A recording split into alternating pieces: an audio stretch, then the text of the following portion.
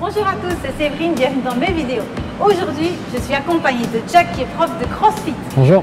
Alors le CrossFit, ça va peut-être vous faire un petit peu peur parce qu'on comparé à ce que je fais d'habitude en posture, c'est parfois fort à l'opposé. Mais justement, j'ai trouvé un super coach qui va pouvoir me montrer comment faire un circuit avec de l'intensité et pouvoir adapter justement et bien correspondre à la posture et éventuellement avec ou sans impact. Ok, qu'est-ce que tu nous proposes aujourd'hui? Alors en fait dans le CrossFit, on a une notion de performance bien souvent, il y a des standards à respecter. Et donc on a des WOD, Workout of the Day, qui sont bien connus et on va partir sur un truc connu qui s'appelle le 21-15-9. Donc qu'est-ce qu'on va faire? 3 mouvements que je vais te montrer maintenant, 21 répétitions de chaque, 15 répétitions de chaque, 9 répétitions de chaque, le plus vite possible. Toujours bien sûr en gardant une bonne technique. Donc c'est toujours cette notion d'aller dans l'effort et dans vraiment se dépasser tout en gardant une technique safe, être en bonne santé et surtout bouger et devenir plus fit, c'est vraiment le principe. Mais a priori, moi je vais quand même mourir, étant donné que moi je fais d'habitude des choses très lentes et que tu me parles de vitesse. Peut-être. Non, en vrai ce qu'on va faire c'est que ton intensité ne va pas être la mienne.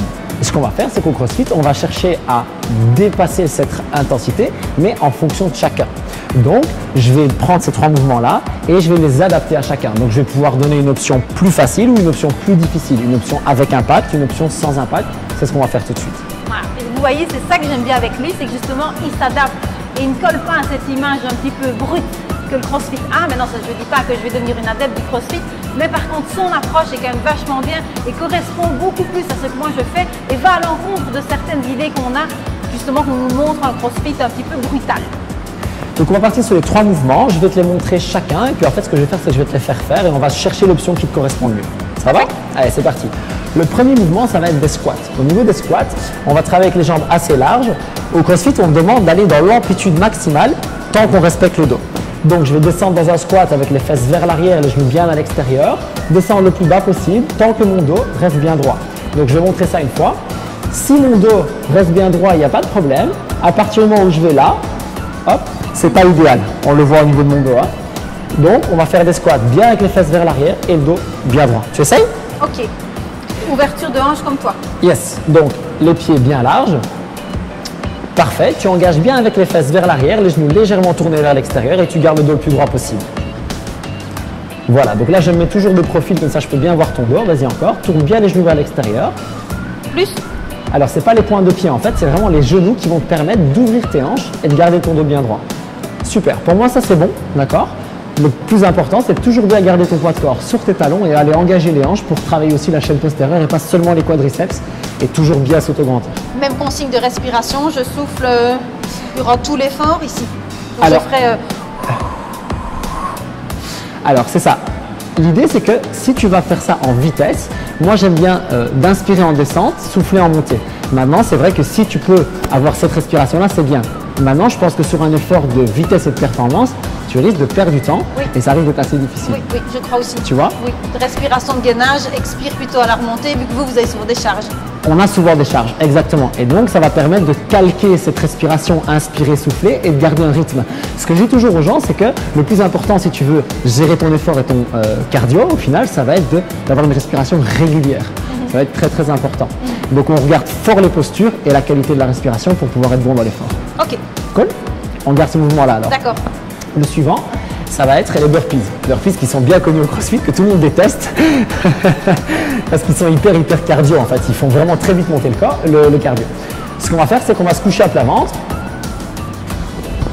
et on va venir se redresser et toucher les mains derrière la tête. Ça, c'est l'objectif, d'accord? Si je te le fais vraiment en vitesse, je vais toujours bien garder mon dos droit, aller le plus loin possible et revenir.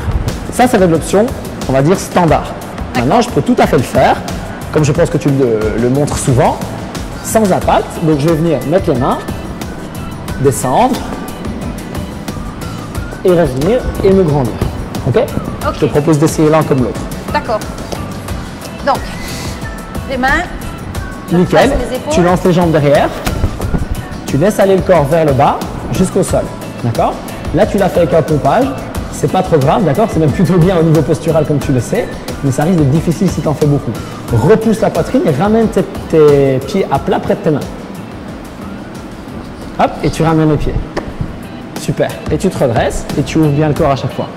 Ah oui, tu as sauté. C'est ça. Normalement, en fait, c'est ce qu'on expliquait, tu vois. Il y a des standards dans les mouvements. Normalement, le standard, ça va être d'avoir les pieds décollés du sol et de toucher les mains. En même temps. En même temps. Maintenant, bien sûr, si on veut faire ça sans impact, il n'y a aucun problème. D'accord. Ok. Je réessaye une fois en sautant. Parfait, vas-y, fonce. Donc, je suis pas obligée de descendre en pompe. C'est ça. Exactement. Tu peux te laisser aller de manière à pas trop griller sur la phase excentrique du mouvement, tu vois. Bien. Donc là, tu as un mouvement qui, pour moi, au niveau postural, est vraiment excellent. D'accord. Si maintenant tu dois, oh yeah. Si maintenant tu dois gagner une compétition, ton mouvement n'est pas assez rapide. C'est pour ça que tu vois cette phase dont que je t'avais montré la dernière fois avec on descend, on remonte. Tu vois, parce qu'en fait, ça va beaucoup plus vite. Donc, je te montre la différence si tu veux bien. Ce qui va se passer, c'est que si tu fais ça 1, 2, 3, 4 et 5, d'accord, ça prend forcément un peu plus de temps que si je fais tout en une fois. Ouais, là, c'est bon. C'est ça. Rapide pour moi. Et là, ça va être rapide pour toi. D'où, c'est ce que j'explique. Si tu viens dans un cours débutant avec une initiation, on va te proposer d'abord cette option-là. D'accord. Ça va? Donc l'autre, sinon, c'était… L'autre, sinon, c'est en marchant. 1, 2, tu descends. D'accord? Tu repousses et tu ramènes les mains.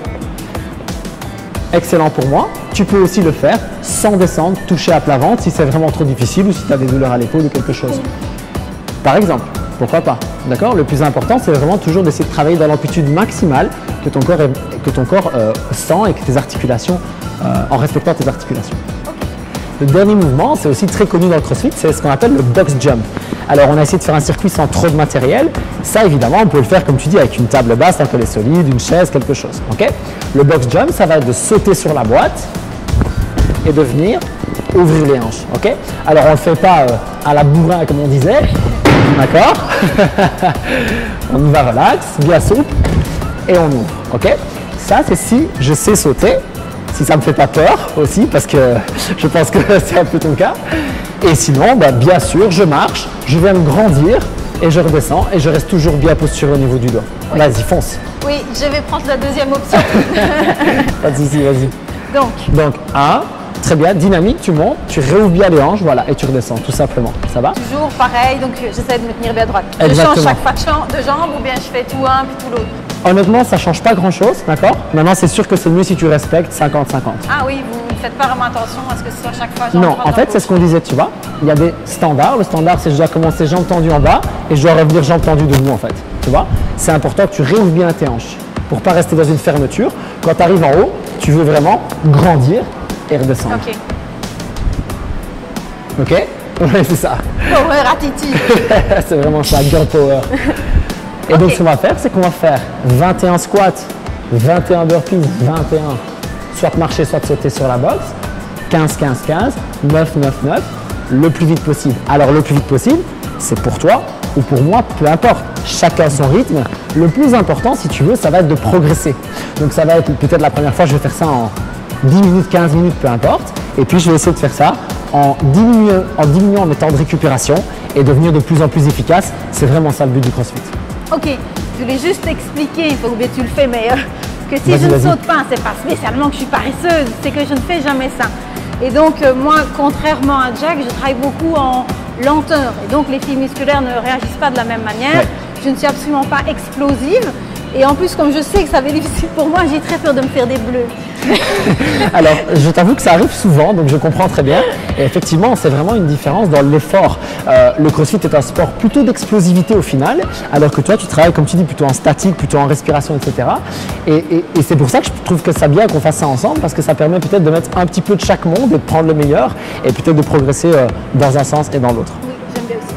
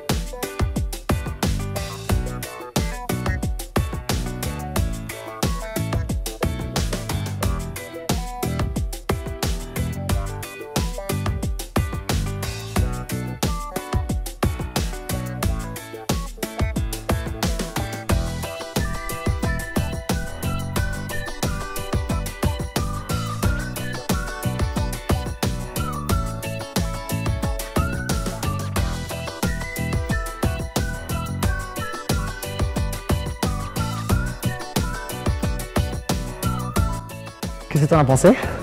Alors, j'ai vu que j'avais quand même mes réflexes de descendre, là, que je touche le sol. À chaque fois, j'essaie de faire avec mes pompes, donc c'est beaucoup plus dur. Ouais, c'est ça. C'est beaucoup plus difficile en fait, ce que tu fais comme option. Je pense que c'est très bien au niveau postural. Et comme nous, il y a une notion que je t'expliquais de vitesse de performance, on essaie alors d'appliquer, tout en gardant une bonne posture, d'essayer d'accélérer un petit peu. Oui, ça c'est un petit peu le... Je ne vais pas dire le défaut, mais une caractéristique de posture, c'est qu'on contrôle tout le temps tout. Ouais. Et donc, du coup, j'ai pas l'habitude de lâcher. C'est ça. Comme pour l'un, j'avais beau me dire, tu peux monter avec la droite, tu peux monter avec la droite, j'alternais chaque droite, fois. gauche, ouais, tu as vraiment des réflexes, tu cherches ça. Mais sinon, c'était cool. J'espère que ça vous aura plu. N'hésitez pas à le refaire chez vous. Vous avez vu ici, la box, vous pouvez remplacer par votre table de salon, si elle est solide, par quelque chose qui est vraiment stable et sécuritaire. Si vous avez aimé, n'hésitez pas à nous mettre des petits likes, n'hésitez pas à la partager, à nous laisser des commentaires en dessous. On se retrouve très bientôt pour d'autres vidéos. Ciao!